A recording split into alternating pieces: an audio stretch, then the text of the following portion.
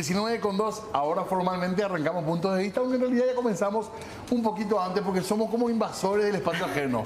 Exactamente, ya iniciamos. Bienvenidos, bienvenidas todos y todas a Puntos de Vista. Decíamos un ratito antes, tenemos muchas novedades del ámbito de la política y varias propuestas también de candidatos. Por eso, Diego, rápidamente queremos ir hasta Araceli Romero. Está con la candidata a la vicepresidencia Soledad Núñez. Ahora contigo. Bueno, Fernanda, estamos aquí recorriendo uno de los barrios más populosos, más importantes de la ciudad de Asunción, Ricardo Brugada, específicamente en la zona Punta Carapaz. Estoy con Soledad. Bueno, Soledad, hablemos un poquito sobre un proyecto que está siendo mencionado por toda la ciudadanía y que también tiene la curiosidad de saber cómo ustedes trabajan. El sueño de la vivienda propia. ¿Qué nos podrías comentar vos? Bueno, ustedes ya han escuchado, muy buenas tardes a todos, saludo a Fernanda, a Diego, a la gente que nos está viendo desde sus casas.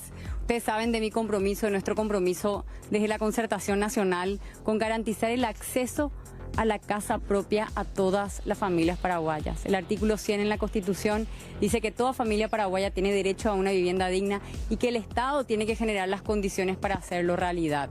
En mi tiempo como ministra de la Vivienda hemos impulsado muchos programas, muchas políticas, pero yo tenía limitaciones porque otras instituciones no estaban a mi cargo, que son necesarias y que tienen que funcionar para poder asegurar el acceso a una casa propia. El Banco Nacional de Fomento, la Agencia Financiera de Desarrollo, el Ministerio de Desarrollo Social y todas las otras instituciones que también son propietarias de suelo público, que tiene que estar disponible para poder construir vivienda económica, accesible para la población paraguaya. Bueno, Sole, acá te pongo el retorno para que puedas conversar con Diego y Fernanda. ¿Qué tal, Sole? Gracias por atendernos también en este recorrido. Y preguntar un poquito por este tema. Hoy en día, para mucha gente es un imposible pensar en una casa propia, pero hay que empezar a pensar en financiación, en créditos, en posibilidades, o quizás ya no hay que pensar en ese famoso sueño de la casa propia. ¿Cuál es el paradigma, pensás? Sí, yo suelo hablar mucho de lo que denomino la generación sin casa. Nosotros estamos ante un panorama, un escenario donde a la generación actual de jóvenes le va a ser muy difícil ser propietaria de una casa, una vivienda, si no corregimos las falencias que existen en el mercado, si no ponemos a disposición políticas públicas que puedan garantizar el acceso a la casa propia. Te menciono que no es suficiente con el crédito. He visto propuestas del otro lado, algunos adversarios, que son propuestas muy miopes, que de alguna manera denotan un desconocimiento del tema. Bueno, la verdad es que a mí no me sorprende que de parte de un economista que trabaja en un banco crea que la solución de la vivienda va a venir solo por otorgar créditos. Esto hay que mirarlo de manera integral, o si no vamos a fracasar con las políticas y vamos a jugar con la esperanza y el anhelo y el entusiasmo de mucha gente que sueña de verdad ser propietaria de la casa propia. Y acá te voy a hablar de algunos elementos que el Estado tiene que poner en marcha y que nosotros como Concertación Nacional nos comprometemos. El primer factor prohibitivo para acceder a la casa propia es el precio, el valor del suelo. Tenemos que crear un banco de suelos públicos. El Estado tiene en su propiedad mucho suelo público que tiene que destinar a la construcción de viviendas económicas. También revisar la situación de los mercados de suelo que muchas veces terminan expulsando a la gente lejos de sus lugares de trabajo. Lo primero, garantizar acceso a suelo. Segundo, desarrollar productos financieros para los desarrolladores inmobiliarios, que hoy en día están invirtiendo su capital, que es limitado, que no permite esto darle escala y volumen a los programas de vivienda a nivel nacional. Entonces es muy importante que existan créditos disponibles y accesibles para quienes quieran invertir en el sector de vivienda económica. Tercero, la profundización del crédito hipotecario, trabajar con el sector financiero, privado y la banca pública para que existan créditos hipotecarios a largo plazo con tasas accesibles y razonables como existen en el resto de los países de América Latina.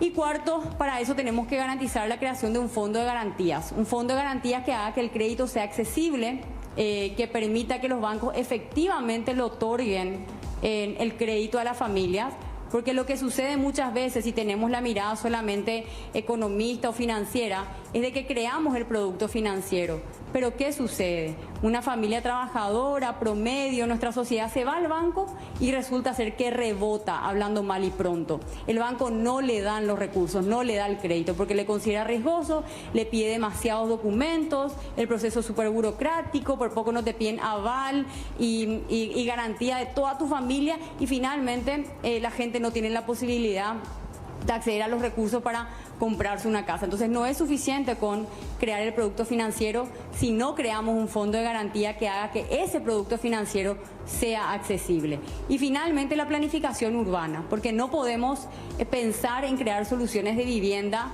sin hacer que las mismas estén localizadas en zonas próximas a las fuentes de empleo, en zonas próximas a acceso a servicios, espacios públicos, etcétera. Entonces el problema de vivienda ya se ha fracasado mucho en América Latina. Yo estudié esto demasiados años, me tocó también como ministra conocer la experiencia de muchos otros países, conocer la experiencia de otros empresarios también que invirtieron en el sector de desarrollo inmobiliario.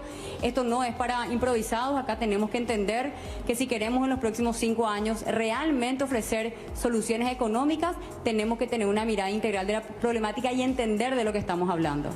Soledad, justamente sobre ese tema y sobre lo que vos ya mencionabas, se centraba un poco la propuesta que hoy se daba a conocer por parte de los adversarios políticos de ustedes, o el adversario en específico, porque era Santiago Peña quien hablaba de que se iba a poder pagar una tasa baja o reducir esa tasa de interés que hoy día tiene, por ejemplo, la AFD, y posterior a eso lograr precios o costos accesibles, decía el de 1 millón de guaraníes. ¿Con eso es suficiente realmente el tema de bajar la tasa de interés y hablar con el BNF para que salga un poco de ayuda también de aquellas personas que buscan la vivienda propia? No es suficiente, es imposible que solamente con esa medida se pueda cumplir lo prometido. Insisto, para mí esto es una mirada muy de, claro, él es un economista, muy de números, un poco desconectado de la realidad social que viven las familias y la capacidad de pago que tienen los hogares, las familias paraguayas. Acá el problema no está con crear el producto financiero, está con hacer que sea accesible ese producto. Y para que sea accesible ese producto hay que crear un fondo de garantías y hacer que funcione la ecuación que por excelencia fue la que facilitó el acceso a una vivienda en América Latina, que se le llama la ecuación del ABC: el ahorro, el bono y el crédito. Tiene que existir crédito accesible, se tiene que fomentar el ahorro y tiene que haber un bono del Estado que permita calzar la capacidad de pago de las familias con la oferta económica de vivienda que hay en el mercado. Para cerrar nada más, Soledad, ¿cómo se hace frente? Esta misma consulta le hacía esta mañana yo al mismo candidato.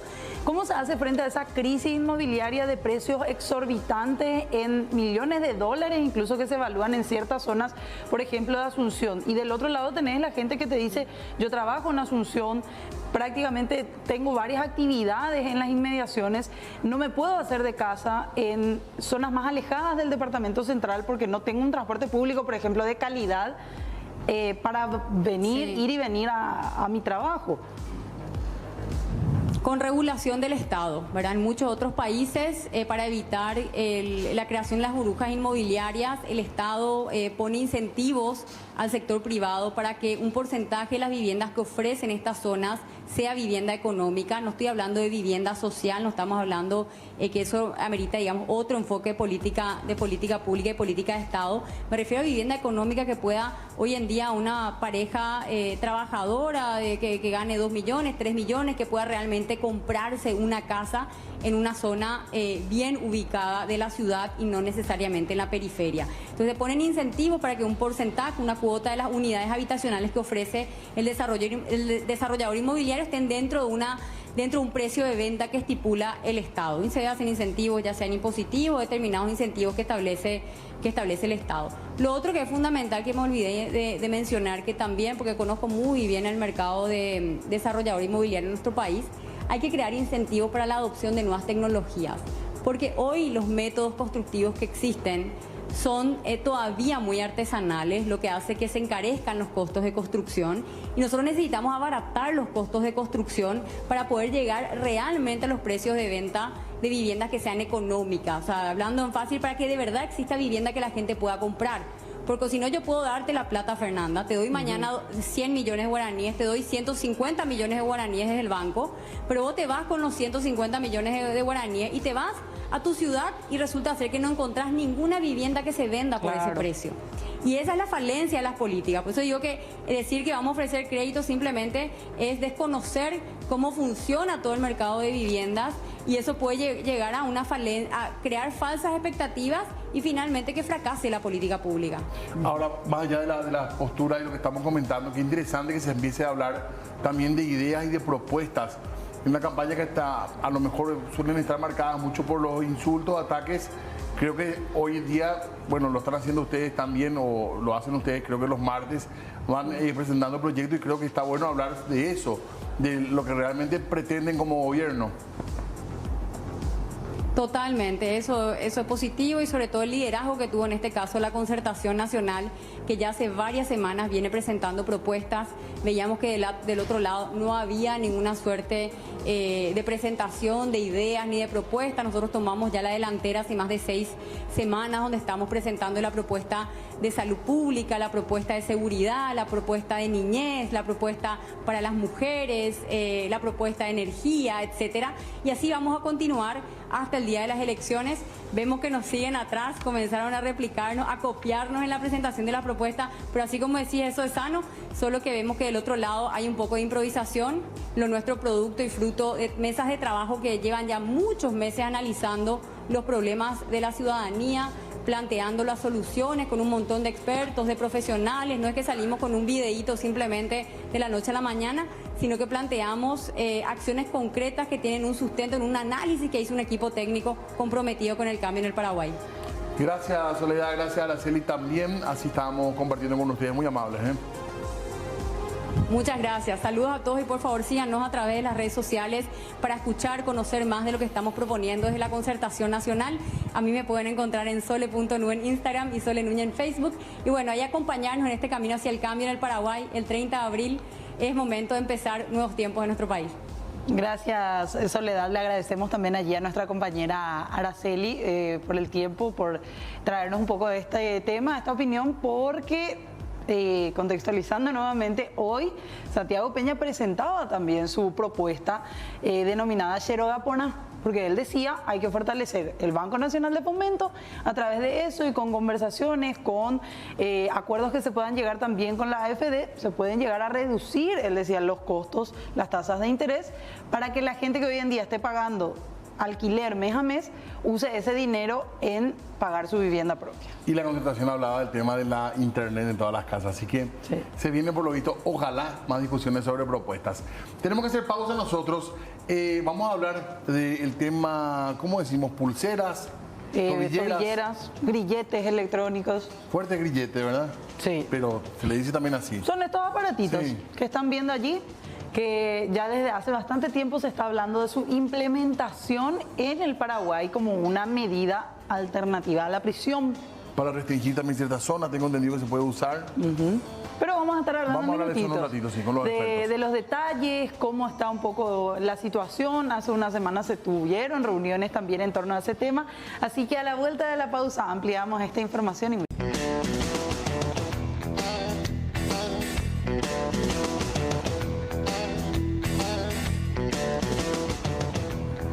19:21 minutos, 34 grados, de vuelta, mucho calor el día de hoy.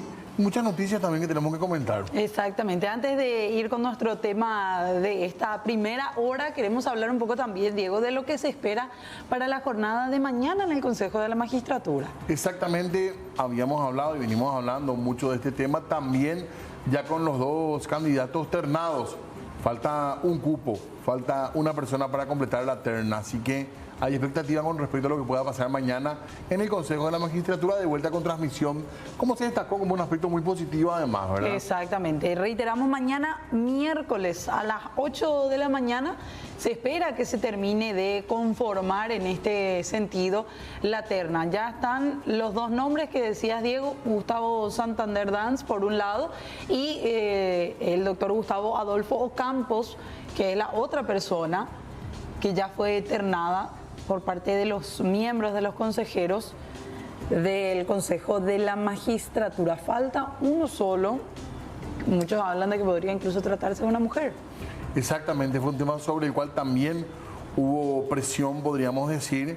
Sin embargo, hasta ahora hay un par de candidatos que también tenían buena puntuación y que estuvieron ahí nomás en las votaciones, que también podrían aparecer finalmente para completar la terna. Pero volviendo al tema central, se espera que mañana, a la mañana, la reunión del Consejo para ver si pueden finalmente conformar la terna. 8 de la mañana, veremos si inician ahora. Generalmente después de darse el horario suelen tardar unos minutos, en algunos casos bastante larga, se hace la espera dentro de lo que es el Consejo de la Magistratura para que finalmente terminen de conformar esta terna, que recordemos, son 3 nombres de una cantidad de 37 postulantes que ellos deben elegir, 3 nombres que después van directamente ya enviados con todo el legajo, todo lo que tiene que ver con los detalles de la postulación, los puntajes que obtuvieron a lo largo del proceso,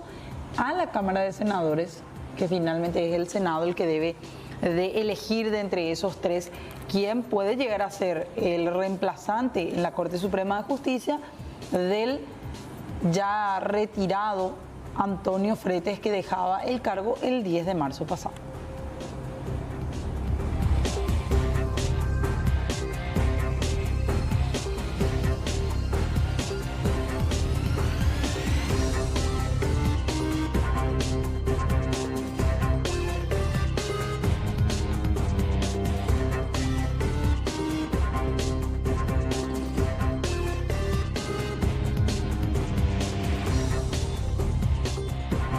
Tenemos más información también vinculada al área judicial para referirnos al caso Antonio Fretes. Exactamente, porque ayer se tenía la información, Diego, de que habían abierto, o por lo menos la fiscal general, la ex fiscal general Sandra Quiñones había resuelto abrir una investigación por prevaricato contra Fretes y había designado a la fiscal María Estefanía González, que el día de hoy finalmente fue cambiada, la causa fue reasignada para otros agentes. Exactamente, esto ya tiene que ver con las decisiones que está tomando el fiscal general del Estado, quien resolvió reasignar a los fiscales Aldo Cantero y Silvio Corbeta para que lleven adelante la investigación por posible prevaricato. Esta acusación, esta situación parte de una denuncia que un abogado había presentado en contra del exministro de la Corte, Antonio Fretes. Decíamos, recién nada más estábamos hablando de él, de su posterior salida también de la Corte Suprema de Justicia. Como decíamos, de esta manera es reemplazada finalmente la agente María Estefanía González, que en un inicio se la designó. Ahí están viendo la disposición de apertura de esta causa que se daba el 8 de marzo pasado, un día antes de que Sandra Quiñones dejara la Fiscalía General del Estado. Es que ella tomaba la decisión de abrir una causa penal dentro de la unidad número 9 a cargo de esta agente, que hoy es reemplazada por otros 2 fiscales. Ahí está, recordemos que la fiscal había estado también en el centro de la información. Nos referimos a la fiscal Estefanía González por algunas actuaciones, pero sobre todo porque estuvo en la lista de fiscales que había participado en la interna del Partido Colorado. Cierto. Fue uno de los nombres que surgió, por eso también generaba un poco de suspicacia esta designación. De cualquier manera, ya fueron cambiados los fiscales. Ella había votado en una de las internas. En las internas del Partido Colorado. Afiliada ella a ese partido. Así mismo. Bastante criticada también por esta situación. Porque tienen prohibido los fiscales participar. Claro, magistrados de para recordar.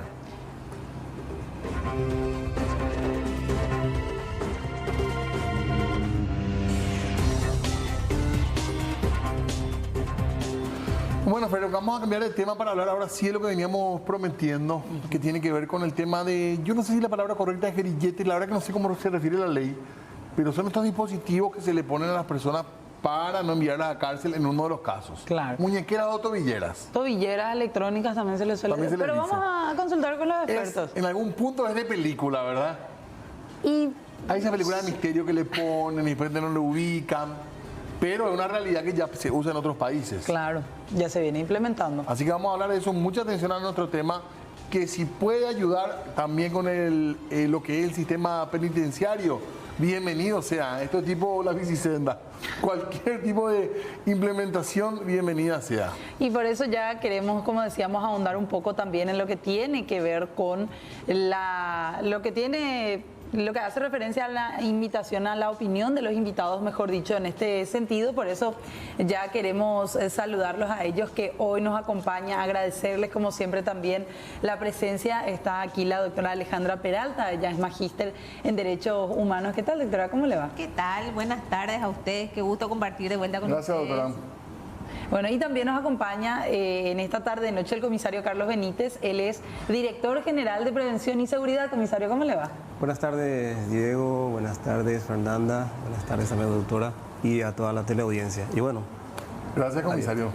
Bueno, y el término correcto, decíamos, ¿cuál es el término que más se acerca o se aplica a este caso? ¿Tobilleras, grilletes? Son dispositivos electrónicos de control. Pueden ser tobilleras o pueden ser pulseras electrónicas. También, ¿verdad? En algunos países se utilizan las pulseras, pero el grillete es otra cosa, no sería, ¿verdad? Serían tobilleras, en este caso lo que se viene hablando de lo que se desea adquirir para poder implementar este sistema. Ahora, ¿hay un problema de reglamentación o cuál es? Porque ya está aprobado por ley. Sí, la ley ya de hecho la tenemos hace tiempo, ¿verdad? Sí. En el 2017 la ley 5863 es la ley que habilita la utilización de este tipo de dispositivos, que fue nuevamente modificada en el 2019 y luego existió una modificación de la ley 1600 de violencia familiar para permitir la implementación de esto. O sea, por una ley se crea, luego se modifica y otra ley lo que hace es permitir que para los casos de violencia intrafamiliar se pueda utilizar este dispositivo. Entonces, digamos que tenemos en 3 leyes de la República del Paraguay, vemos que se refiere a este sistema de control. Entonces, nuestro problema no es legal. La ley que la habilita, digamos, ya la tenemos desde el 2017. Ahora se está discutiendo acerca de su reglamentación para ver cómo se utiliza, es decir, cuál va a ser el órgano de control encargado. Evidentemente tiene que ser a través de la Policía Nacional, cómo eso se va a adquirir, con qué presupuesto se va a adquirir y por sobre todas las cosas, quiénes van a ser los beneficiarios. Entonces... ¿Beneficiarios decís, doctora? ¿Cómo? ¿Beneficiarios decís? Sí, ¿quiénes van a ser los beneficiarios? ¿Por qué? ¿Por qué beneficiarios?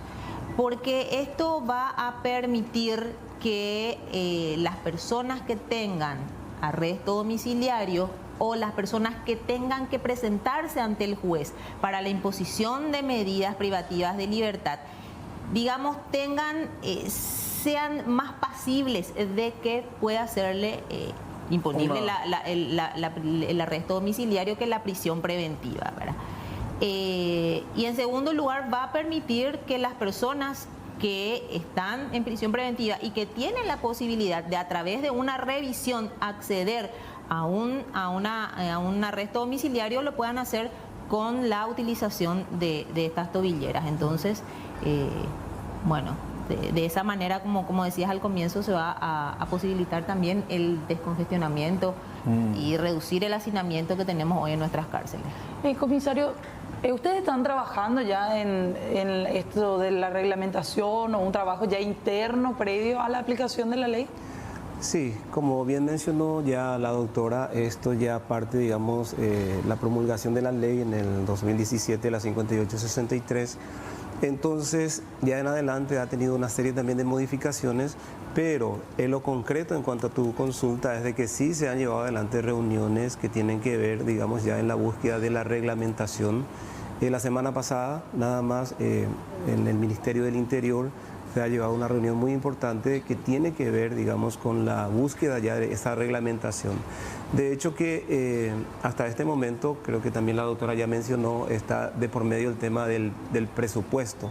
Si esa carga, hacia quién va, si es el Estado el que va a proveer esa carga, el gasto económico, o es el beneficiario en este caso. Entonces, dependiendo de hacia dónde vienen los fondos también depende mucho de cómo se reglamenta eso, porque si se desprende eso del Estado mismo, hay una reglamentación, y si es que parte del beneficiario, sería otro tipo de reglamentación. Comisario, sobre eso, para que el beneficiario pague Sí. por su tobillera o muñequera electrónica, Sí. por su dispositivo. Sí, porque en experiencias, digamos, en otros países en donde se utiliza, hay diferentes tipos de legislaciones y diferentes tipos de reglamentaciones. Entonces, hay países en donde es admisible que el Estado proporcione eso en cuanto a la colocación, en cuanto al monitoreo, en cuanto al mantenimiento, porque necesita un mantenimiento del dispositivo, considerando de que esto debe funcionar 24 horas, 365 días al año. Entonces todo eso supone un gasto y esto va a depender mucho de hacia dónde viene. Ya que mencionaste, hermano, de los otros países, en primer lugar, en Paraguay no hay nada similar, por así decirlo. Y lo otro, ¿cómo funciona en realidad en términos prácticos? ¿Qué es una pulserita? ¿Es una tobillera? ¿Cómo? Sí, es muy importante tu pregunta y también lo que mencionaba el comisario. ¿Por qué? Porque la utilización exige que por un lado sea la persona, digamos, el victimario, ¿verdad?, el que tenga la tobillera, pero por otro lado también en los casos de violencia intrafamiliar sea la mujer, sea la víctima. ¿Por qué? Porque se necesita hacer un control cruzado de la ubicación de ambas personas. Entonces, ahí la Policía Nacional va a tener que, a través de un sistema de monitoreo implementado para el efecto, detectar cuándo se está fuera del radio permitido de separación. Es decir, si el victimario tiene la prohibición de acercarse a 500 metros del lugar donde esté la víctima, entonces cuando esté a menos de 500 metros va a disparar una alarma a la Policía Nacional, que va a exigir la inmediata constitución hasta el lugar, porque van a tener, digamos, la precisión exacta de dónde están ubicadas las dos personas. Entonces, ahí es donde se tropieza con un gran obstáculo de lo que estaba mencionando el comisario, porque en el proyecto original de esta ley se había justamente mencionado de que podría eso costearlo la persona que lo solicite, el beneficiario, ¿verdad? Pero ¿qué pasa cuando se tiene una víctima en los casos de violencia intrafamiliar? Evidentemente, ahí vienen de a dos, ahí la utilización tiene que ser de a dos. Entonces, ahí no se va a poder hacer esa carga sobre la víctima, ¿verdad? Y por otro lado, cuando una persona está, digamos, dentro del sistema penal, cuando está procesada por algún hecho punible, ya la carga del cuidado de esa persona mientras dure una privación de libertad recae sobre el Estado. Es decir, para usted, doctora, tiene que ser algo que brinde el Estado y que pague el Estado. Así mismo. Si vamos a hablar de digamos, lo que exigen los tratados en materia de derechos humanos, es el Estado el que es garante de esa persona mientras dure su privación de libertad, ¿verdad? Entonces es el custodio. Interesante desde ya el debate. Vamos a hablar después de la aplicación. Me da la sensación que es como una especie de GPS, pero vamos a hablar de eso en un ratito. Sí. Para ampliar también la charla tenemos otra invitada. Sí, pero ella nos acompaña a través de Zoom, porque el trabajo así lo requiere. Está en misión permanente ante la Organización de Estados Americanos.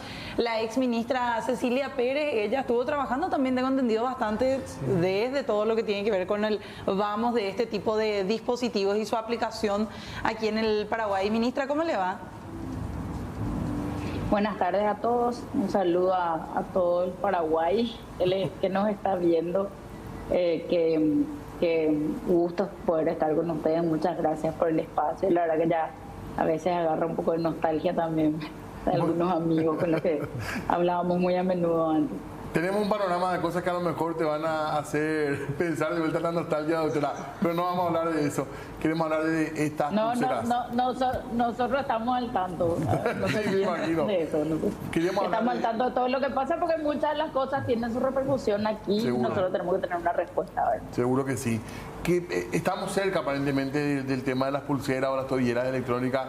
Se trabajó mucho en esto y nos preguntamos también si podría eventualmente ayudar a descomprimir la población de cárceles, por ejemplo.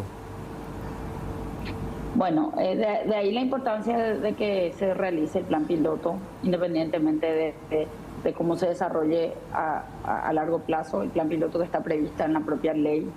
es importante porque justamente el problema principal que se había presentado, más allá del presupuesto que haya o que no haya, o quién iba a soportar o a cargo de quién íbamos a estar aplicando, por decirlo de alguna manera, cuál iba a ser el órgano rector de la aplicación de esta ley, que necesariamente nosotros no podemos desconocer que hay una obligación legal de la Policía Nacional. De ahí es que recae finalmente como el coordinador principal es el Ministerio del Interior con la Policía Nacional, porque no hay otro funcionario que tenga la capacidad de salir a la calle a intervenir en el momento del incumplimiento, porque acá la intervención del personal va a ser en el momento del incumplimiento. El resto se hace por monitoreo electrónico y con reportes a las autoridades judiciales, porque tengamos en cuenta que otro de los temas también que estaba en discusión era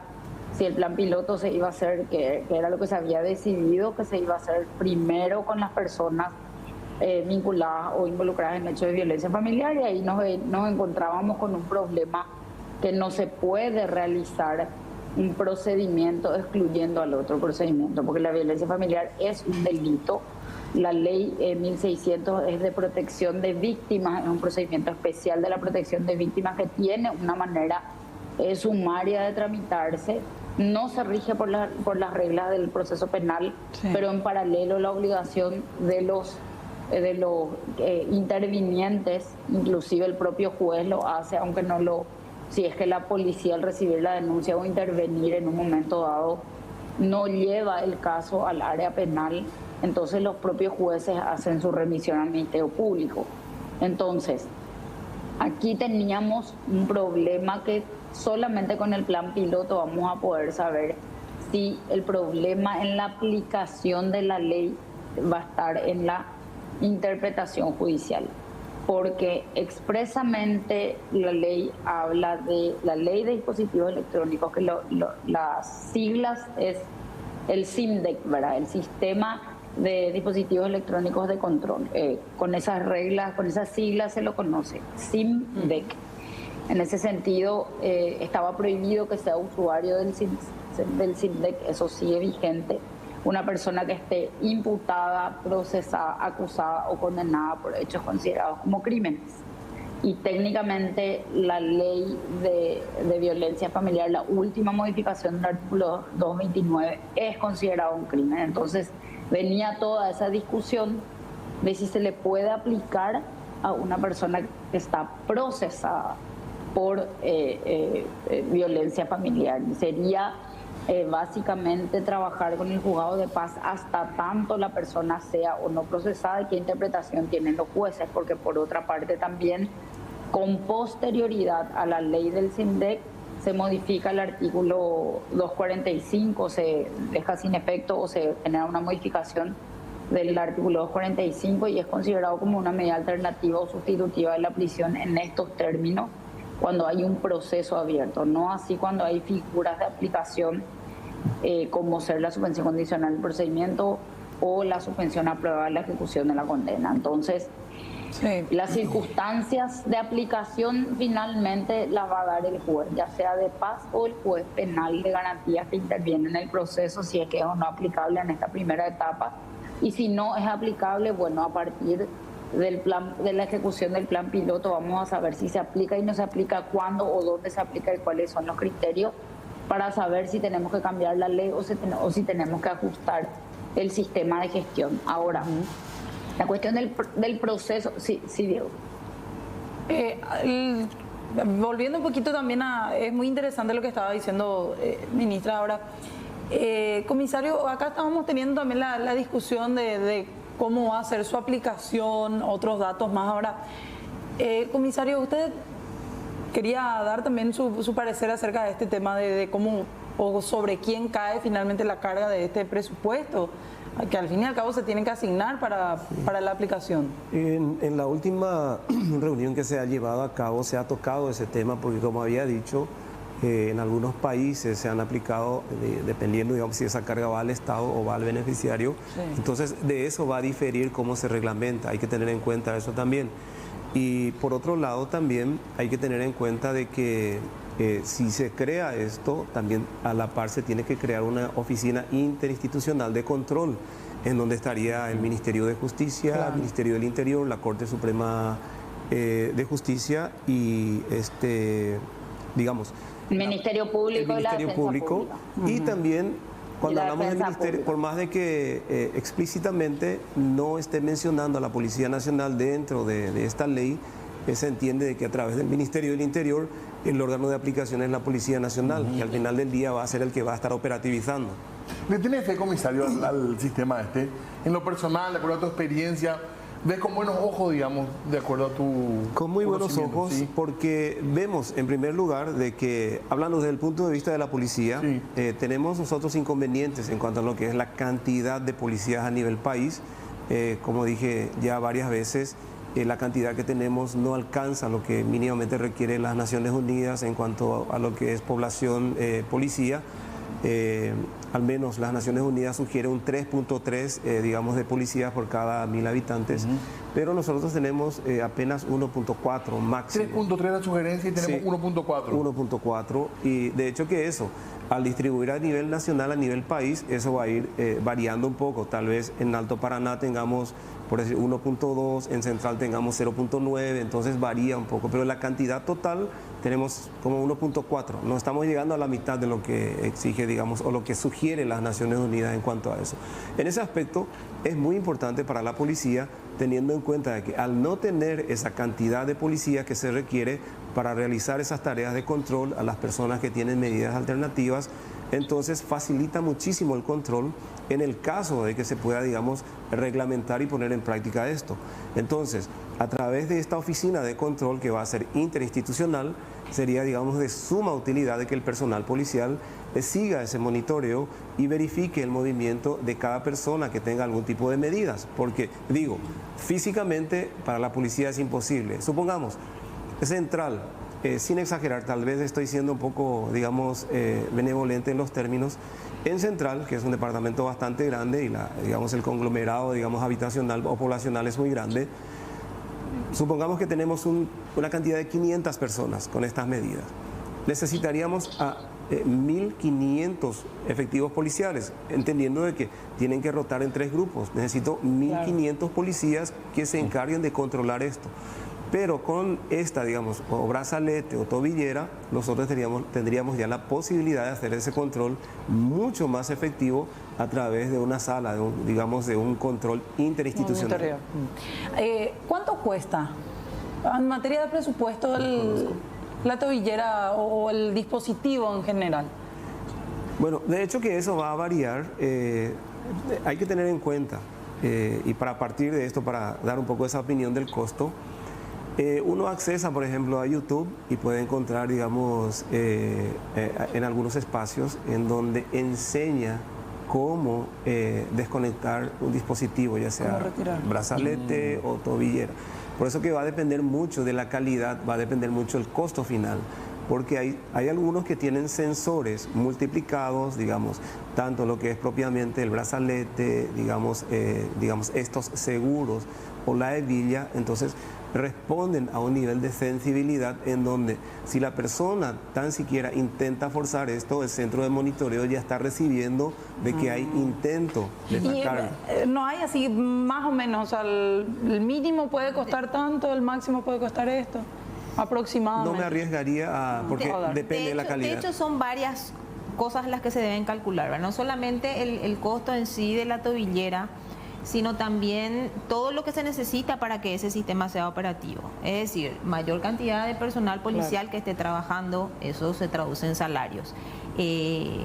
Movilidad al 100%, ¿verdad? Camioneta o vehículos, lo que se necesite para llegar, que se cuente con el combustible suficiente y necesario, ¿verdad? Que tal vez parece tonto, pero es la realidad, ¿verdad? Es lo que muchas veces... ¿Cómo se carga eso? Después todo el sistema electrónico que tiene que estar funcionando en un lugar operativo es la tecnología en sí, ¿verdad? Para que eso pueda realmente ser eficaz.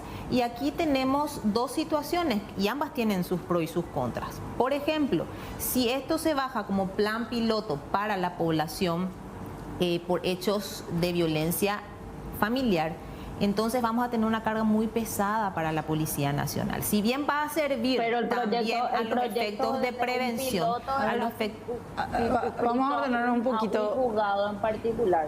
Quiero nomás aclarar que no es para todos los casos. Un plan piloto se circunscribe a 1 o 2 juzgados donde había, y eso que iba a quedar en manos de la Corte de que determinen qué juzgados iban a ser parte del plan piloto. Quiero nomás aclarar que no son todos los casos de violencia familiar a nivel país, ¿verdad? Un plan piloto se toman 1 o 2.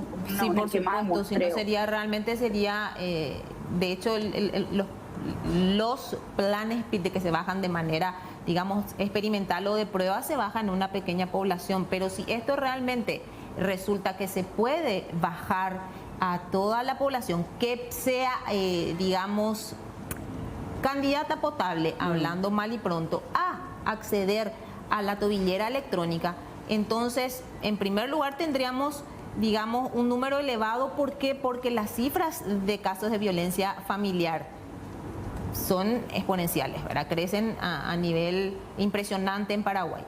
En primer lugar. En segundo lugar, como PRO tendríamos que aquí podríamos trabajar en la prevención del delito, podríamos llegar a prevenir casos de feminicidio. Sí. Y esto ya quedó, digamos, comprobado en países que lo utilizan como Chile. Chile, por ejemplo, tiene una ley mucho más nueva que la nuestra, pero sin embargo ya logró bajar sobre la población en casos de violencia familiar y lograron reducir bastante las cifras en casos de feminicidio y evitar en muchas situaciones, pero también es una carga para la Policía Nacional que tiene que estar y tiene que llegar. Sin embargo, en Argentina se amplió esto a otros hechos punibles, no solamente a los casos de violencia familiar.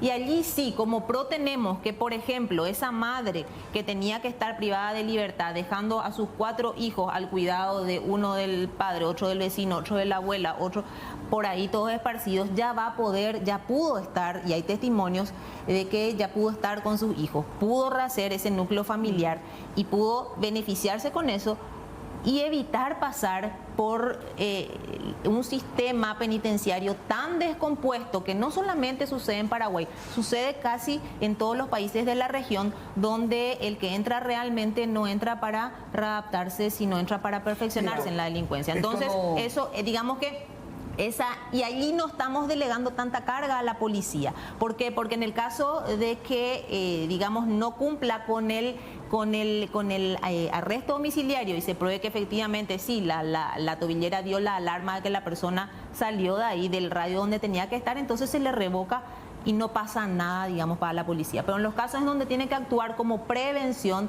sí, realmente la policía va a tener una carga, digamos, bastante grande de llegar oportunamente para poder prevenir o evitar casos más graves. Y yo no sé si se miró, seguramente se habrá mirado el enfoque de derecho también, de derechos humanos con respecto a este tema, y tengo entendido que nunca es para personas menores de edad, ¿o sí? ¿O puede ser? No hay una prohibición legal para eso. No.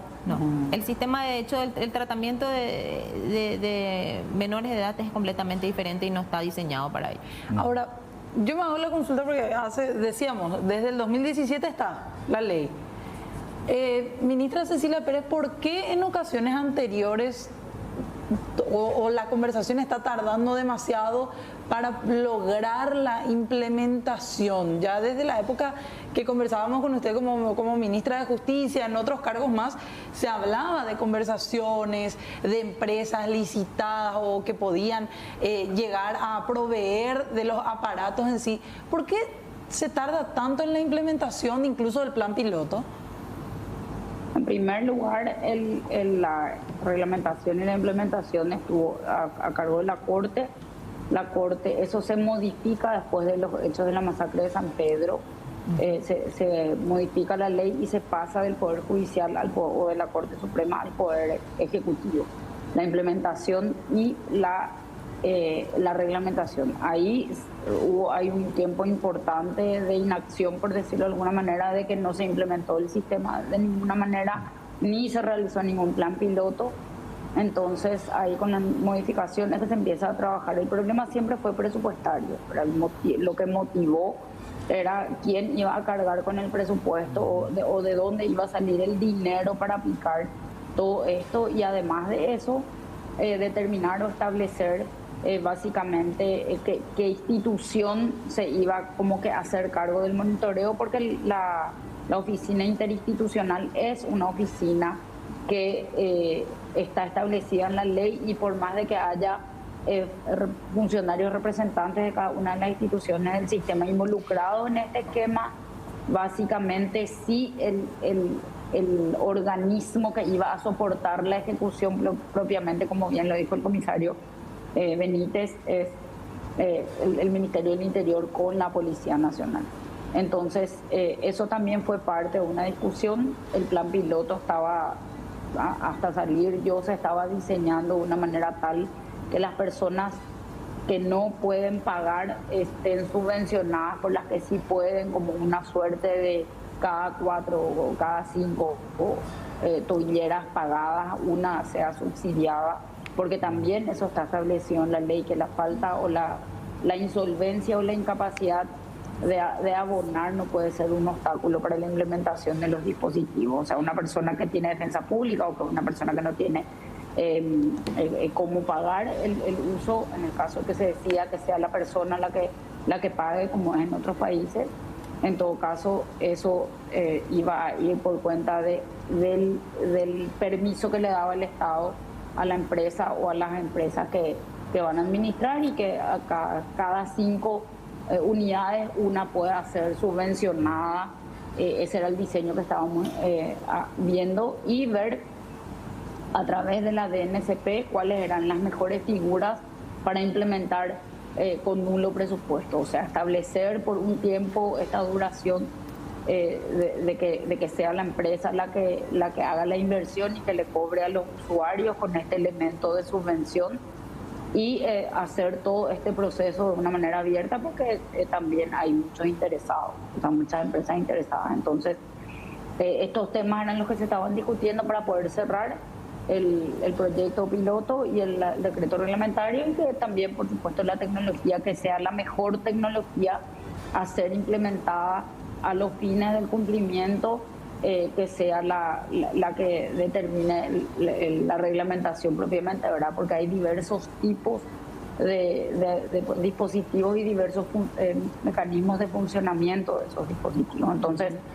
la primera etapa era una audiencia, un llamado de interés, era lo que se estaba pensando, para hacerlo transparente y que las empresas vengan y presenten qué es lo que pueden ofrecer y a qué precio es lo que ofrecen. Y a partir de ahí terminar los ajustes. Ya. Comisario, con respecto a los países de la región, otros lugares, no sé, doctora, también se conocen otras experiencias, como mencionaba en el caso de Chile. ¿Qué tal las experiencias que se dan con esto? ¿Es práctico? ¿En algún momento la persona se puede quitar, tiene que ir a la comisaría de su zona? ¿Cómo funciona en la práctica también sí, esto? En otros países sí hemos recibido muy buenas críticas, han tenido muy buenas experiencias en cuanto a la aplicación de esto. Estábamos hablando, creo que recién mencionaste, es cierto, tiene como un sistema de georreferenciamiento, geoposicionamiento, es como un GPS. De hecho que algunos utilizan tecnología 3G, utilizan 4G, GSM, depende de qué tipo de dispositivo uno, digamos, adquiere.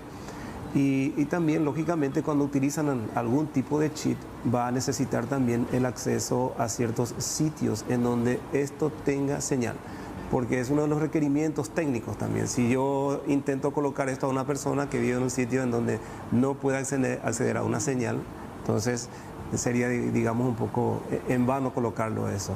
Esto se carga, es como cualquier dispositivo celular o tableta, lo que sea, tiene que cargarlo, tiene la obligación de cargarlo, porque al ir perdiendo la señal, entonces, si es que no lo carga, el centro de monitoreo puede llamarle y decirle que tiene que estar cargando. O sea, en un momento dado te conectás, digamos, como si fuese que tenés un celular, te conectás vos, digamos, al... Exacto. No te puedo mover. Sí, tiene que cargarlo. ¿Por qué te ríes? No, porque Sí. no se puede quitar. Sí, porque no es se así. puede quitar.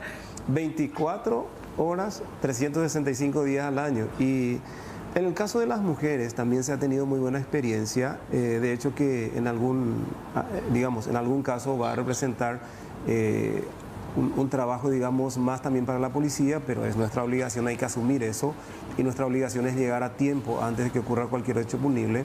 Esto nos va a ayudar de suma manera porque esto georreferencia. Entonces, el que está en el centro de monitoreo lo único que va a hacer es llamar a la comisaría tercera, cuarta, quinta y decirle que en tal dirección hay un incidente en donde una persona, ya sea tenga una medida alternativa o sea, digamos que tenga una orden de alejamiento del hogar o, digamos, de alejamiento del sitio donde va la mujer, cuando hablamos de, digamos, de violencia contra la mujer, de la ley 1600, entonces ayuda a la policía a reaccionar de una manera mucho más rápida. Yo creo que la doctora también estaba mencionando que en otros países ha ayudado a salvar vidas, inclusive por la, digamos, una reacción más efectiva. Vemos de que en el caso de las mujeres, cuando se aplica a lo que es la ley 1600 y digamos a la ley integral también, en otros países han utilizado dispositivos que, yendo a la práctica, un dispositivo que utiliza la mujer que tiene en su domicilio, que es fijo, más o menos parecido a un modem Wi-Fi más o menos, que hace, digamos, que la señal sea, digamos, teledirigida a la pulsera o la tobillera del agresor. Entonces hay un cerco virtual o un cerco electromagnético en donde mínimamente, por decir, 500 metros a la redonda no puede acercarse. Si esta señal se emite al centro de control, que ya está sobrepasando, está bajando los 400 o 300 metros, se avisa de inmediato, digamos. Hay dispositivos que traen, como los smartphones, traen la posibilidad de escuchar directivas u órdenes del centro de control en donde se le avisa, se le advierte de que está alcanzando el cerco electrónico o que está traspasando y se le da una directiva de que abandone el sitio. Hay dispositivos que traen eso, que son totalmente audibles del centro de control, que le advierte. En caso de no cumplir con esa advertencia, la actuación policial es inmediata. Eso es cuando hay un dispositivo fijo en la casa de la mujer y el agresor está acercándose al cerco. El otro dispositivo que utilizan las mujeres y que es bastante efectivo es porque habla también del alejamiento de los sitios en donde la mujer, digamos, se desenvuelve. Puede ser su lugar de trabajo, ir a un shopping, ir a la casa de un vecino, lo que sea. Entonces tiene la posibilidad de tener un dispositivo móvil, más o menos parecido a un celular, en donde puede acompañarlo, digamos, dependiendo del tamaño, puede ser como un llavero, puede ser, digamos, como algo que pueda llevar en cartera, pero nunca llevar como pulsera, porque eso sería, digamos, totalmente ilógico, irracional y revictimizar a la mujer. Claro. Entonces, es algo bien estético, en donde si ella se mueve a un shopping y de repente aparece el agresor otra vez violando ese límite, digamos, del cerco virtual, automáticamente informa también al centro de monitoreo. Claro, porque hace como una marca, digamos, tener la pulsera para una mujer que fue víctima no corresponde. Exacto. Pero por eso es muy importante realmente la reglamentación y definir quiénes van a ser los usuarios, ¿verdad? Por lo menos en primer lugar. En este plan piloto. En este plan piloto, ¿por qué? Porque tenemos, digamos, en experiencia de otros países, casos en los cuales fueron utilizadas por personas que tienen una libertad, digamos, de circulación, pero la prohibición de concurrir a ciertos lugares o de acercarse a ciertas personas, ¿verdad? Entonces, allí sí tiene una libertad ambulatoria, ¿verdad? Solo que no puede acercarse por 500 metros a tal persona o a tales lugares. Entonces eso sí queda, digamos, GPSado y se puede monitorear y te tira una alerta en caso de que se incumpla con eso. También en los casos en los cuales se cuenta con un arresto domiciliario y evidentemente te tira la alerta en caso de que intente salir de la casa o de que intente manipular. Para eso, perdón, doctora, tiene que estar bien georreferenciada el lugar donde reside. Totalmente, ¿verdad? Lo cual no es muy difícil. Sí, la tecnología hoy nos permite. Se puede. Nos permite. Perfectamente, sí. ¿Verdad? Pero por eso digo, entonces, en los casos en que la persona tenga libertad ambulatoria o en los casos en que de repente tenga un arresto domiciliario y gracias a la utilización de la tobillera se evita la aplicación de la prisión preventiva, por ejemplo. ¿Verdad? Entonces, digamos, beneficios hay, pero por doquier, por eso es compatible con los derechos humanos. A ver, uno tiene que cargarse, ¿verdad? Sí. ¿Cuánto tiempo de carga necesita? Y siempre depende de qué tipo de tecnología uno adquiere, siempre depende.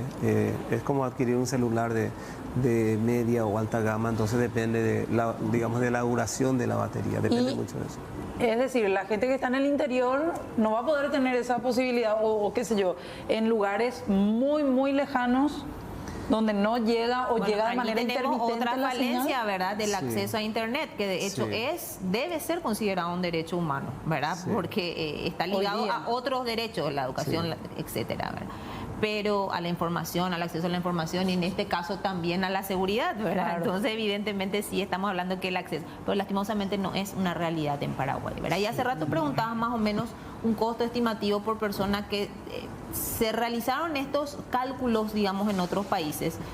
Y se estima más o menos, ¿verdad? No podemos decir exacto, Claro. pero aproximadamente de $10.000 por persona, ¿verdad? Eso- Entre el dispositivo y ya el sistema de control monitoreado. No Por es eso te barato, digo, precisamente. son, digamos, varias cosas las que se deben tener en cuenta. ¿Y cuánto cuesta también una persona? Le podemos preguntar a la doctora Cecilia también cuánto Sí. cuesta una persona privada de su libertad. Digamos en cuanto a Claro. costos también, ¿verdad? Que está en la penitenciaría. Claro. que son mucho mayores los costos, porque hay costos que no se pueden medir, y también tener en cuenta que va a haber un ahorro, esta va a ser una inversión que se va a hacer para que exista un ahorro en un montón de otros temas, como por ejemplo aprovechar mejor y de una manera más eficiente los recursos de la policía, porque la policía va a estar, o sea, va a ser la tecnología al servicio del hombre, y es la policía la que va a descansar de tener que o controlar el cumplimiento de medidas alternativas, de no acercarse a la víctima, o evitar tener que estar pasando todo el tiempo por los domicilios de las personas que tengan arresto domiciliario. Entonces la alerta va a iniciarse desde el momento en el cual se incumpla o se viole el marco de acción, y mientras tanto, si eso pasa o no pasa, porque esto va a tener necesariamente una consecuencia judicial, la policía va a estar en la calle haciendo su trabajo y no controlando que el que tiene arresto domiciliario o el que está por la calle no se acerque a la víctima. Claro. Es muy cierto lo que dice la doctora. Sí. Y también hay que agregar que para que esto realmente sea efectivo, se calcula que el tiempo de respuesta debe ser de 7 minutos. Después de tener la alerta de Al tener la alerta, del al momento aparato. de dispararse la alerta, digamos que tienen que constituirse en el lugar, y el tiempo de respuesta debe ser de 7 minutos. Ministra Cecilia, pero fuera de esos gastos que usted decía no se pueden medir o cuantificar, aproximadamente ¿cuánto le cuesta al Estado cada persona privada de su libertad? Quizás sea muy difícil el cálculo por la cantidad de personas también que hoy en día están en las penitenciarías, ¿no? Realmente el cálculo, Fernanda, es un cálculo bastante complejo. Bueno, nosotros intentamos en un momento desarrollar, en un momento en el pasado, se había dicho que eran como 8.000 guaraníes por persona, pero eso era una división irracional de lo que supuestamente se gastaba en cada comida. O sea, era dividir solamente los alimentos por las personas privadas de libertad, que sabemos que no es solamente eso, que hay que tener en cuenta horas hombre, infraestructura, luz, agua, que eso genera un costo, ¿verdad? Por lo menos es un precio de costo lo que cuesta, y lo que propiamente también cuesta las consecuencias de la privación de libertad. Si uno va a estar midiendo eso, nunca va a ser 6.000 ni 8.000 guaraníes, ¿verdad? Estoy hablando de un número que se lanzó hace como 5 años, un poco más, haciendo un cálculo así rápido de la división de solamente la comida, y la gente no solamente come, también está no solamente el servicio de seguridad, sino el servicio de salud, los insumos de salud, las horas hombre, las horas de ocupar camas en hospitales, porque las personas privadas de libertad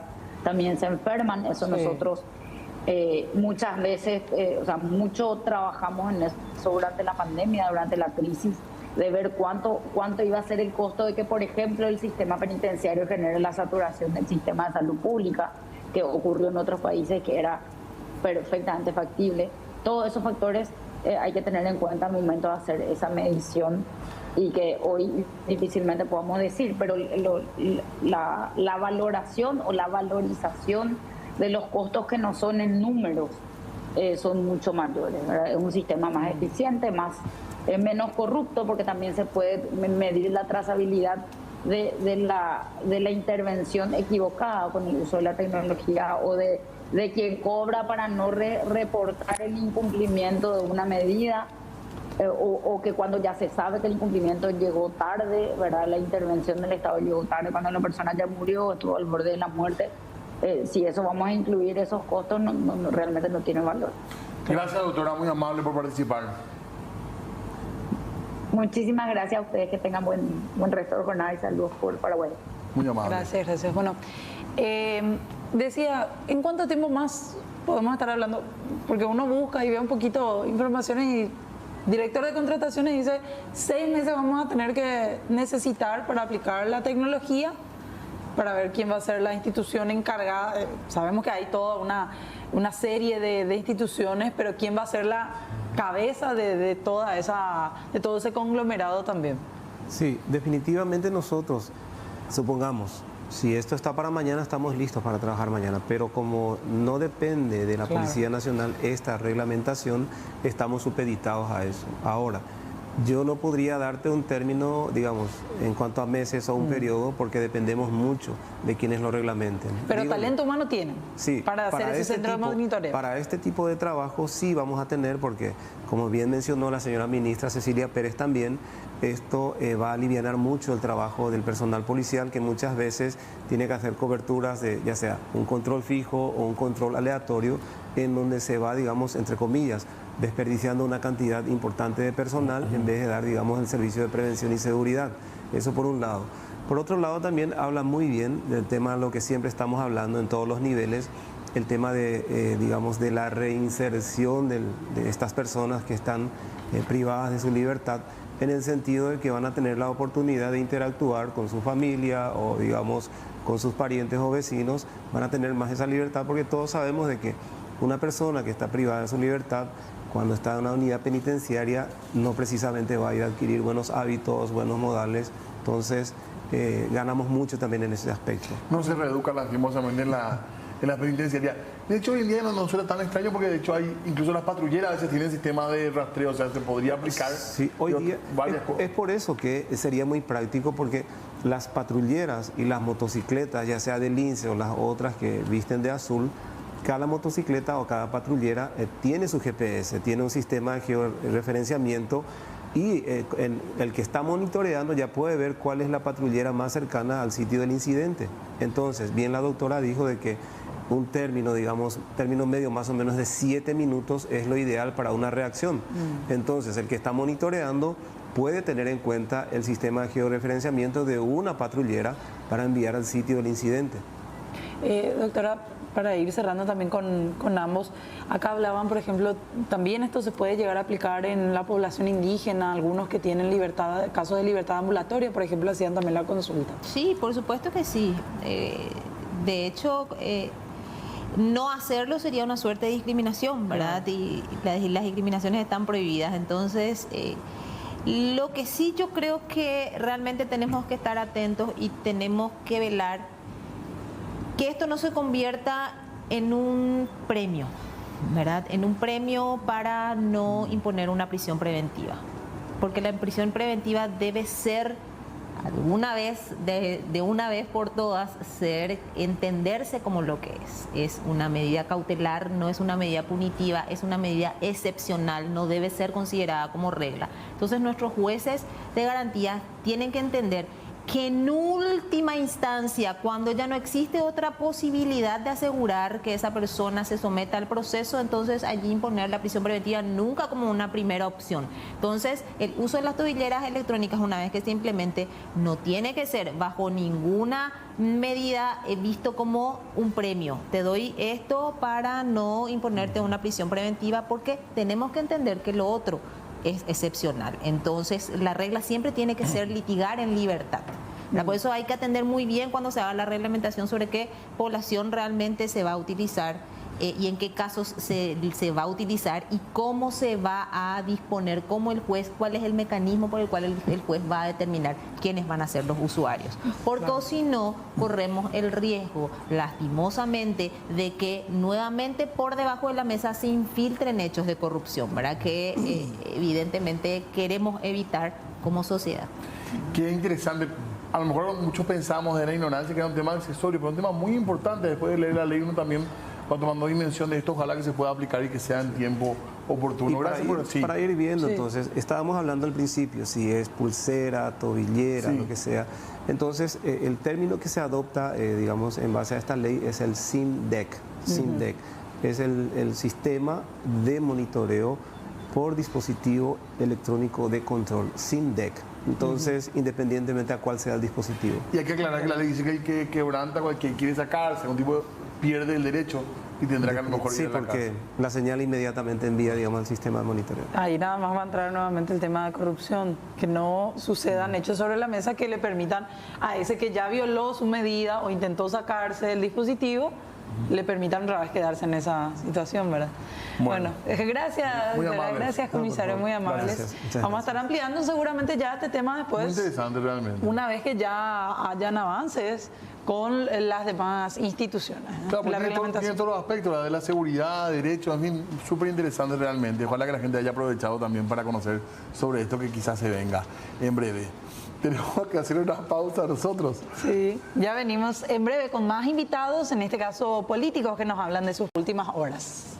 Muy bien, un día cargado entonces también en cuanto al tránsito y también nosotros un día con muchísima información, ya veníamos hablando de algunos temas y como casi todas las noches también hablamos de propuestas políticas en la intención de siempre acercarle a los televidentes las mejores propuestas o que escuchen a todos para tomar buenas decisiones a la hora de votar. Exactamente. Ahora es el momento de escuchar las propuestas, Sí, de leerlas en caso de que queramos. y tenés el voto preferencial ahora. Y de tener, entonces, claro. no, está bien, la lista a lo mejor no te gustan todos, del que más te gusta y elegís tu candidato de preferencia. Rostros conocidos y rostros nuevos tenemos el día de hoy. Exactamente. Por eso ya los saludamos a ambos, bienvenidos. Nos acompaña primeramente Ilusión Peralta, ella es candidata por el Departamento Central para la Diputación. Ilusión, ¿verdad? Así Bienvenida. Así es, muy buenas noches. Gracias Fernanda, gracias Diego. Sí, estoy ¿Qué como lista candidata. sos, Ilusión, perdón? Lista 9, opción 8, por el Departamento Central. Con la Alianza Encuentro Nacional. Con la Alianza del Encuentro Nacional. Tu primera candidatura. Es mi primera candidatura, soy la más joven de la Alianza en el Encuentro Nacional. Excelente. Bueno, y también tenemos al ex senador Jorge Oviedo Mato, busca nuevamente reintegrarse al Senado. ¿Qué tal? ¿Cómo le va? Todo bien, Fernanda. Hermosa camisa. Con el color verde. La tuya, sí. Gracias. Diego. Ahí vemos la carpeta verde también, que Diego. más o menos usan, bueno, amarillo es el del encuentro, ¿verdad? Sí, sí, estamos combinando también los colores. Pues es una alianza. Claro. Gracias, Diego, por la invitación. Fernanda, nuevamente a Ilusión, acá que está con nosotros, y a la gente de producción, a la gente que está en las cámaras, para que esto sea posible. En tu caso, Jorge, tu lista y opción. Nosotros somos el partido 1C, lista 7, que nos corresponde como partido, Tradicional. y la opción 1, para senaduría. ¿Por qué volver al Senado, Jorge? Recuperar los que nos quitaron y que en este momento están usurpando, gente de un partido que no le corresponde esa banca, y luchar por el proyecto más importante que debe dedicarse un parlamentario. ¿Cuál? El presupuesto general de gasto de la nación. No existe otro. Ese es tu foco. Y no existe otro, Fernanda. Yo le estuve escuchando al comisario hablar de la tobillera, hablar de la patrullera, le escuché hablar de las motocicletas. Sí, muy lindas las patrulleras y las motocicletas. Yo te aseguro que la mayoría no cuentan con combustible necesario para hacer su recorrido. ¿Por qué? Porque el presupuesto se malgasta. O sea, durante el programa yo te voy a explicar y te voy a mostrar las barbaridades que se hacen con el presupuesto. Entonces yo siempre digo, todos los problemas se solucionan con el presupuesto, porque la gente te viene y te dice, bueno, la Asociación de Enfermeras de Clínica queremos una ley para ganar más, dice. Claro. Viene la gente de las maestras, dice, nosotros las maestras queremos ganar más por turno. Te viene la gente de las fuerzas públicas, te vienen los jubilados, hay jubilados que ganan 600.000 guaraníes, sí, 20 años atrás 600.000 guaraníes te daba un poder adquisitivo, hoy con 600.000 no compras ni el remedio para una semana. Bueno, te vienen con muchas leyes, pero la única ley importante de donde va a salir todo el dinero para cubrir el aumento para las enfermeras, el aumento para las maestras, el aumento para las fuerzas públicas, la compra de patrulleras, la compra de ambulancias, todos los gastos están en el presupuesto general de gasto de la nación. Esa es la única ley que tenemos que dedicarnos y tomar en serio y revisar punto por punto, ítem por ítem, porque imagínate, guardias de seguridad privada. Me han de odiar la gente que tiene empresa de guardia de seguridad privada, pero no importa. Si voy a perder esos votos, de los empresarios que tienen ese tipo de empresas y no importa. ¿Por qué? Y no, porque... Porque ganan poco. No, porque yo cuento las barbaridades que se hacen con el dinero del Estado para el tema de guardia de seguridad privada. Por ejemplo, IPS. ¿Cómo puede ser que se esté pagando 50.000 millones de guaraníes ya otra vez ahora, en este año? Está presupuestado. 50.000, más de 50.000, 54.000 millones de guaraníes para guardia de seguridad privada.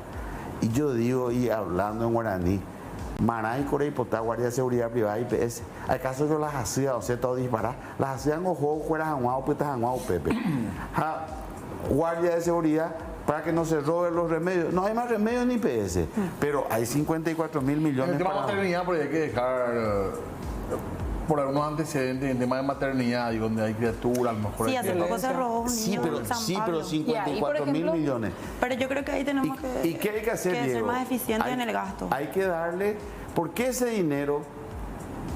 dinero no se le destina a la Policía Nacional? Se le equipa mejor, se le da más patrullera, más equipamiento y que ellos cubran las instituciones del Estado. No está prohibido que cubran las instituciones del Estado. Pero hoy día te dicen que no pueden ni cubrir los asaltos que ocurren en cada esquina. Porque no tienen los elementos, no tienen patrullera, no tienen combustible. El proyectil tienen que comprar ellos. ¿Sabían ustedes que Ahora, el claro, personal porque- policial tiene que comprar su proyectil? Ya vamos a estar con ilusión también en su propuesta, pero vos no caes ahora nomás en la política. Tenés trayectoria, tuvieron un momento dado fuerza parlamentaria, tampoco hicieron grandes cambios de una a No, te voy a contar, Diego.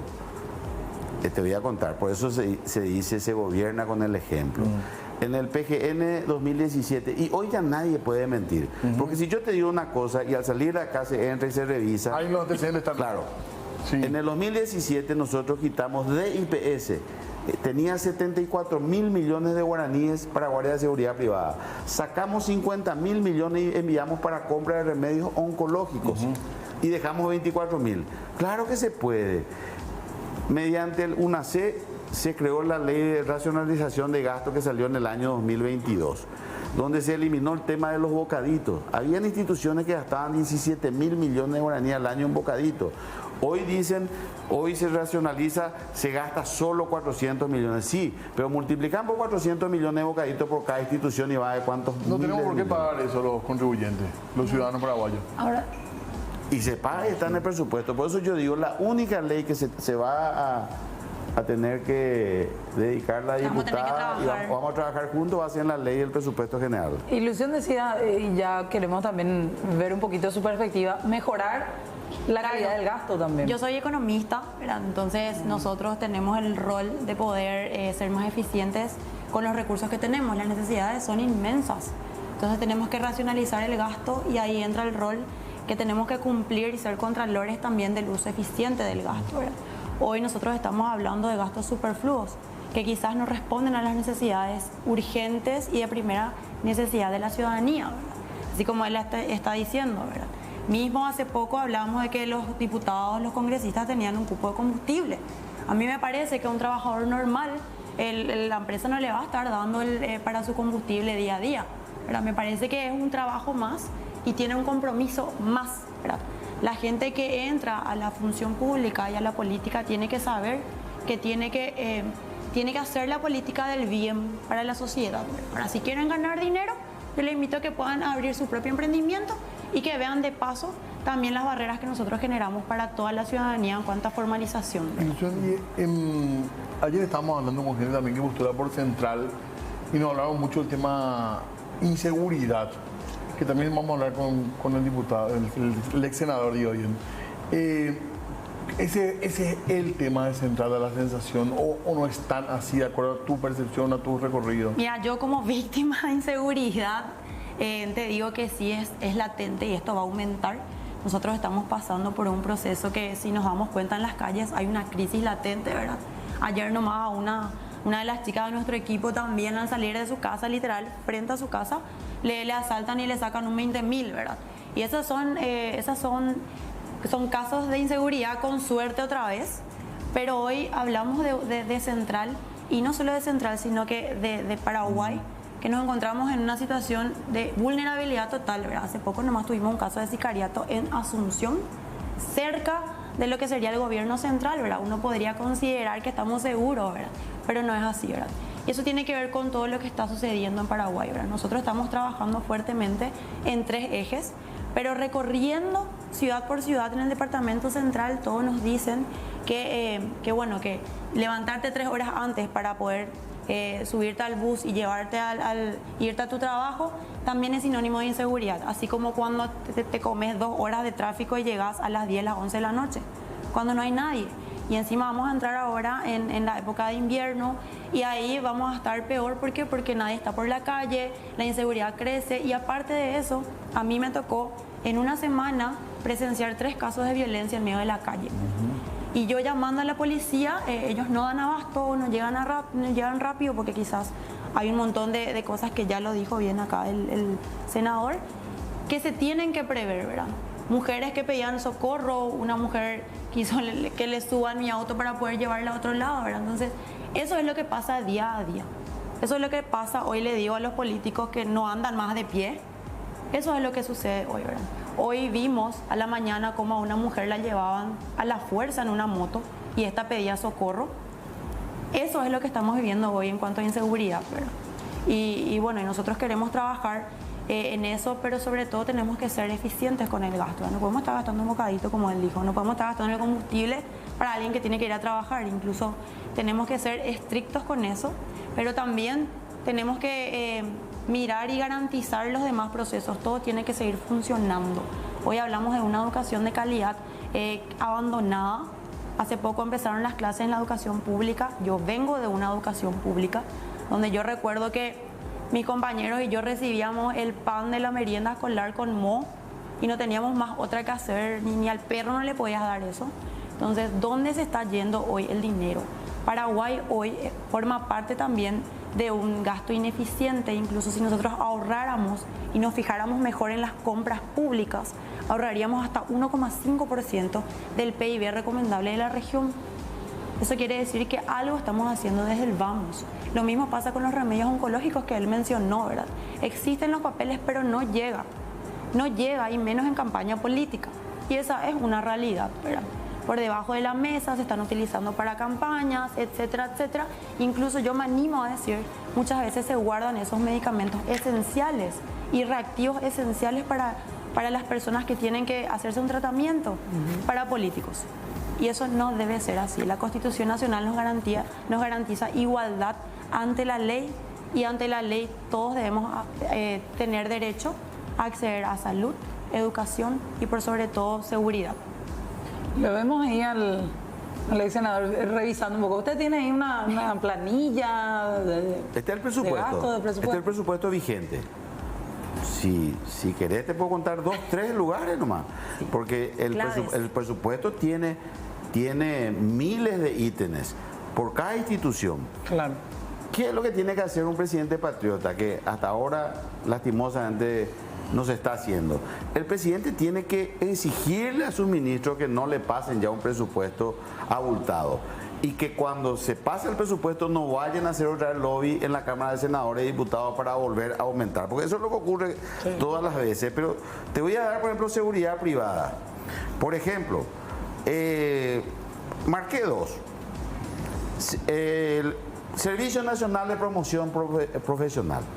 Está bien un sanatorio por las criaturas, todo, pero el Servicio Nacional de Promoción Profesional, 6.742.499.994 guaraníes para guardia de seguridad privada. Para una dirección, porque el SNPP es una dirección. Es una dirección dependiente de un ministerio. 7.000 millones de guaraníes para guardia de seguridad privada. Yo no estoy hablando de los demás gastos. Imagínate, Fernanda y Diego, los demás gastos. Si 7.000 gastan en seguridad privada, te voy a dar otro. Dice Hospital General Acostañú, dice 3.000 millones. Bueno, la Acostañú, pero ¿por qué no cubre la policía? ¿O por qué no pedimos que las Fuerzas Armadas salgan también a hacer algo y salgan a estar en esos lugares? Y se le provee los medios. Esto es mucho dinero. Y te vuelvo a repetir, te voy a leer IPS, por ejemplo. IPS te voy a leer cortito. Y como para que no parezca mucho, disfrazan y parten en 4 ítems.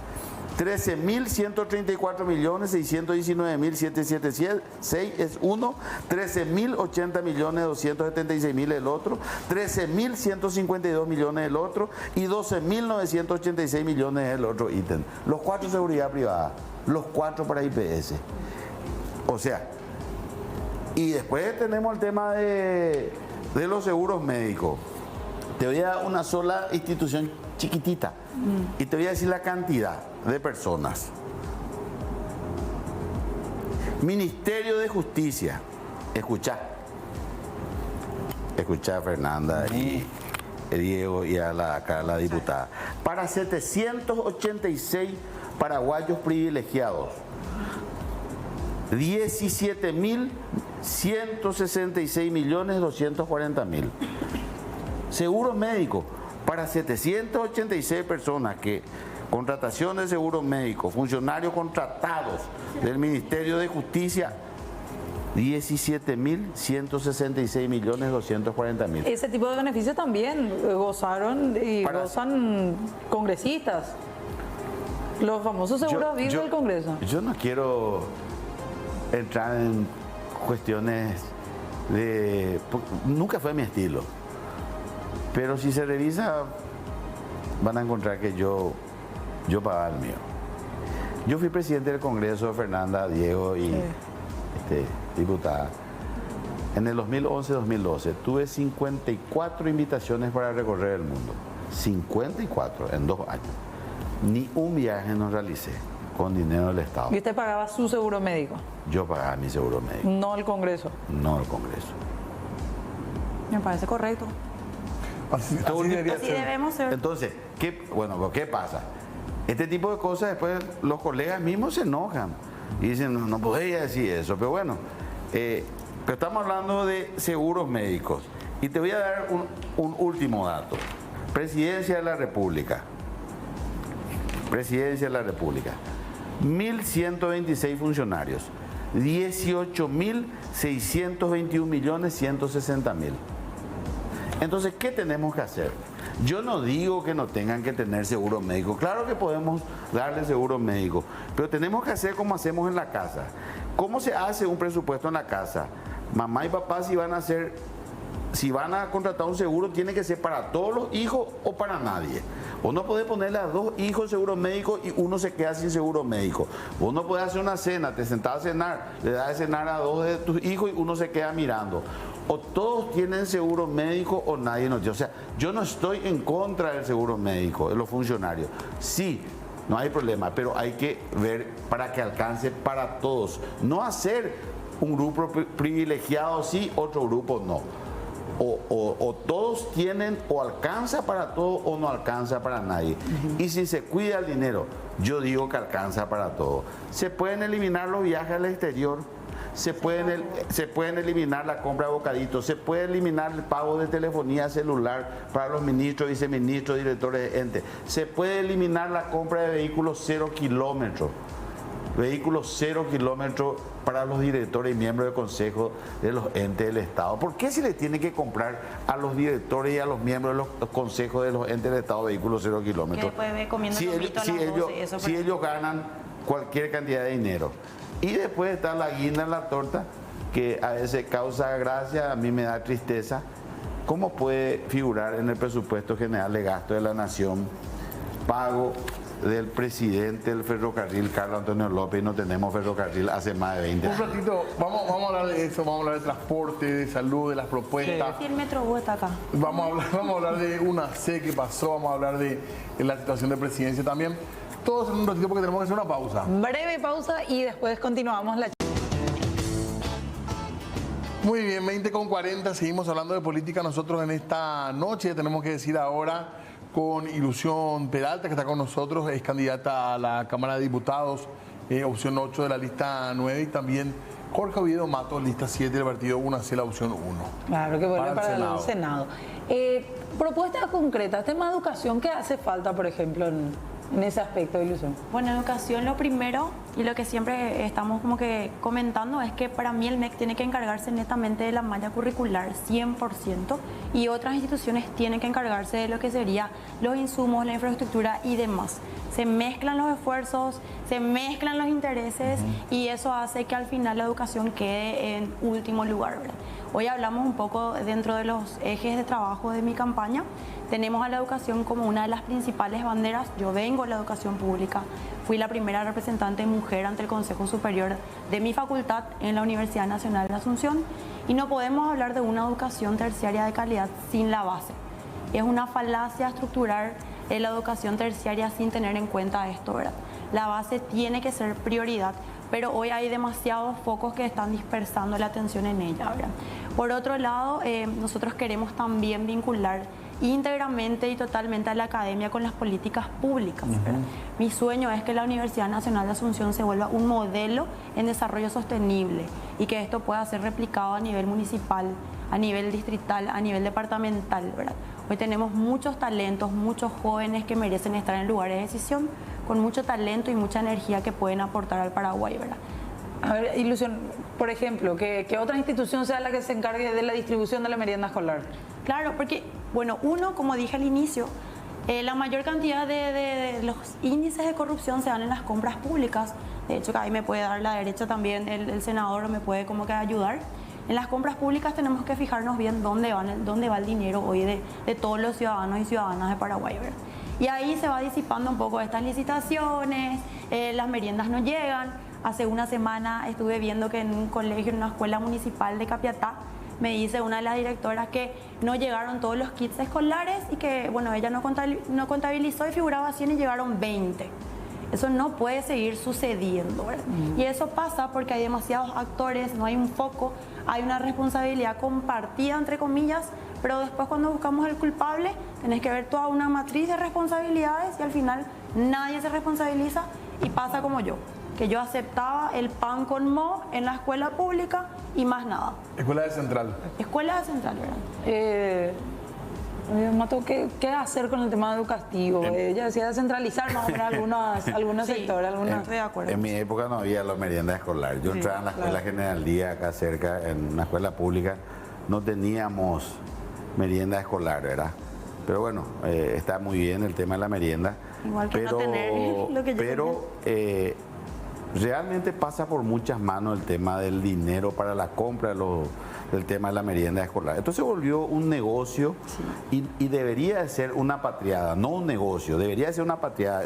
Esto se tendría que tomar como algo patriótico porque son nuestros niños los que reciben esa merienda, pero es un negocio.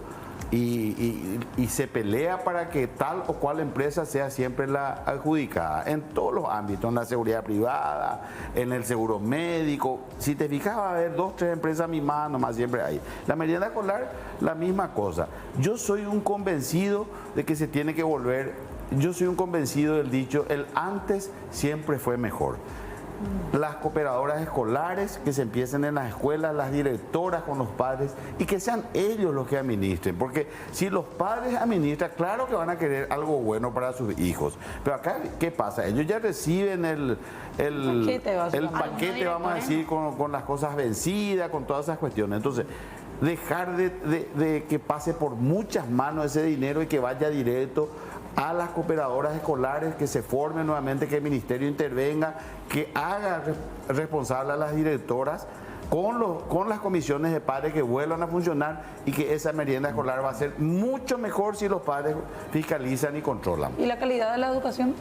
La calidad de la educación empieza ya mal en todas esas universidades e institutos de garage que se habilitaron en el Congreso. Porque antes existía el ICE, que estaba ahí en kilómetro 4,5. De ahí salían señores y señoras profesoras. Hoy no. Hay profesoras que vos le preguntás cuestiones básicas y no saben responder. Entonces, si la profesora no está capacitada, ¿qué puede ir a enseñarle a un alumno? Se participaron mucho los gremios también, ¿verdad? Claro, y aparte, por eso digo, acá se tiene que hacer otra vez un examen de admisión de todas las maestras y volver a capacitar. Porque si eso no se hace y se sigue sacando con cartones que te regalan, con títulos rimbombantes de maestría, que PhD, que esto, lo otro, no viene por ahí. Vos le haces preguntas básicas y no conocen. Pero hay mucho, yo quiero agregar nomás en ese punto, ¿verdad? Que estoy de acuerdo que hay demasiadas manos, ¿verdad? Que fue lo que estábamos comentando. Pero hay también como que se politizó muchísimo la educación, ¿verdad? Acá vos te das cuenta y... Pasa con la salud también ahora. Eso pasa con todos los derechos más básicos al que una persona pueda acceder, ¿verdad? Y una cosa, antes nomás de continuar, porque ya pensando un poco en el tiempo sobre el otro punto, ya hablamos de educación y en tu experiencia también el tema laboral. No, en educación quería nomás decir también que el tema de las comisiones, hay escuelas, hay directivos que no dejan a los padres formar comisiones. Yo estoy ayudándole a unas cuantas comisiones porque no le dejan formar una comisión, ¿verdad? Una comisión de padres. Comisión de padres. Y aparte de eso también tengo la experiencia de muchas docentes que tienen la vocación, así como dijo el senador, pero hoy no tienen la capacidad para poder absorber las nuevas tecnologías. Y el ministerio tiene que encargarse de capacitar a cada uno de los maestros que hoy existen con las nuevas capacidades que también existen, que son herramientas que tenemos ahí para poder ser más eficientes y llegar a la educación. Hace poco nomás salimos de la pandemia, por así decirlo, y nos dimos cuenta que 4 de cada 10 personas o jóvenes nomás tenían una computadora para acceder a internet.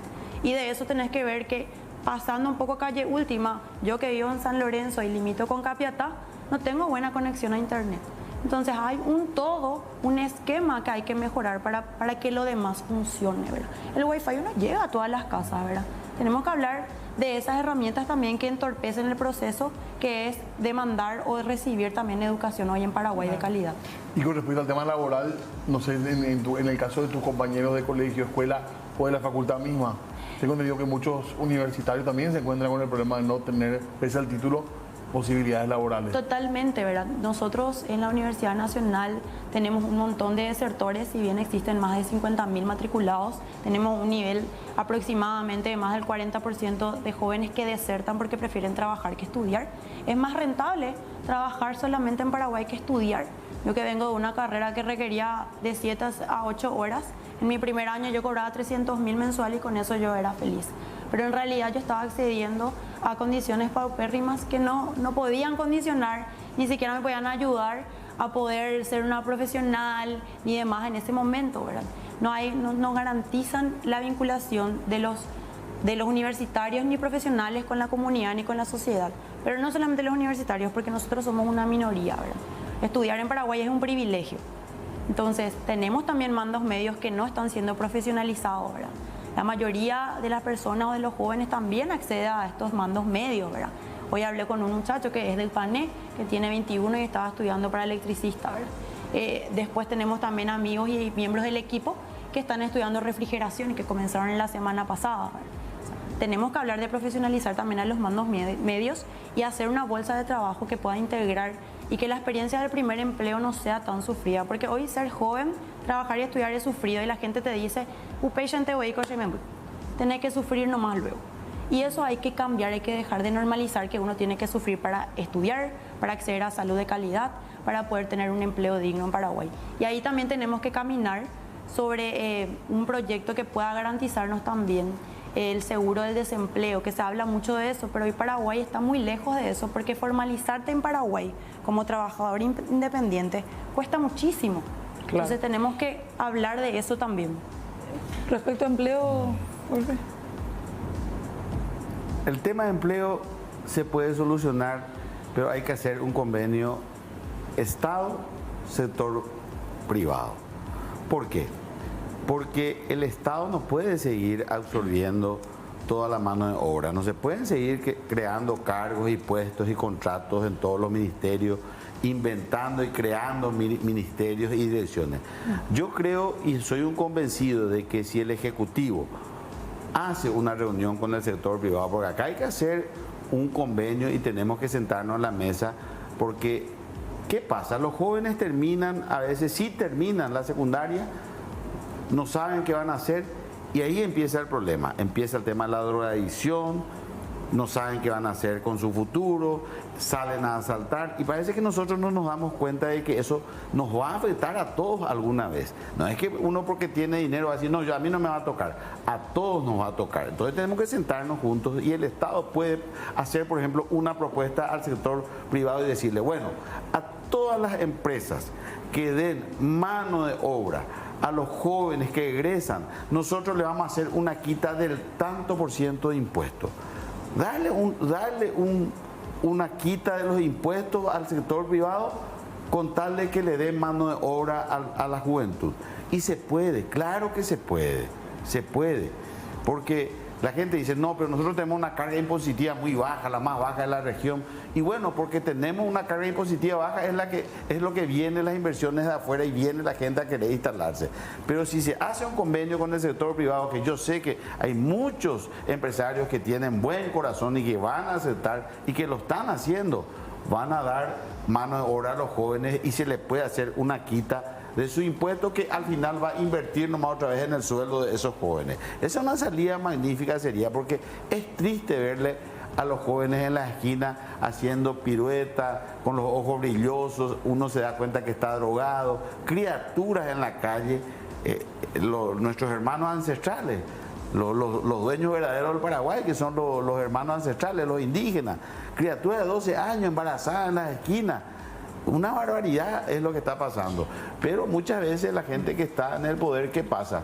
Asume el poder, tiene guardia, tiene patrulleras que le abren paso, no se quedan. Entonces es difícil ver lo que pasa. Hay que salir de madrugada, hay que salir de mañana, hay que salir de noche, hay que salir a la calle a mirar la barbaridad que está ocurriendo, especialmente con nuestros niños. Hay niños en la calle, durmiendo en la calle. Ellos tendrían que estar o en la escuela o jugando, y no durmiendo en las calles drogados y haciendo piruetas para tratar de juntar 2.000, 3.000 guaraní, que al final no les sirve de nada porque se va y compra otra vez drogas. Sí. En honor al tiempo nada más, de a poquito tenemos que ir cerrando.